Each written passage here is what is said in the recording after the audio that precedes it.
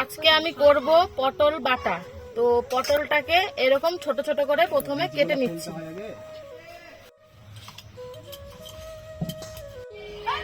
সর্ষের তেলে খানিকটা কালো জিরে ভেজে নেব। এবার এর মধ্যে দিলাম পেঁয়াজ আর লঙ্কা।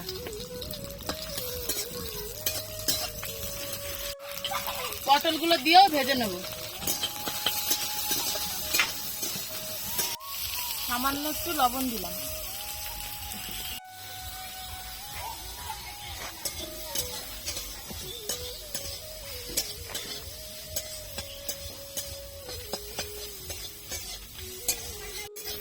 পটল পেঁয়াজগুলো ভালো করে ভেজে নিয়েছি, এবার এগুলো তুলে বেটে নেব।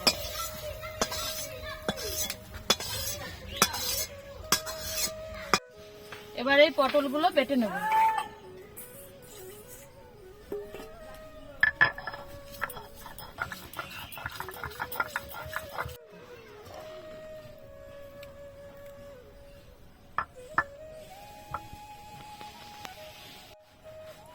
আমাদের পটল বাটা রেডি হয়ে গেছে। আর এই পটল বাটাটা গরম ভাতের সাথে খেতে খুব ভালো লাগবে।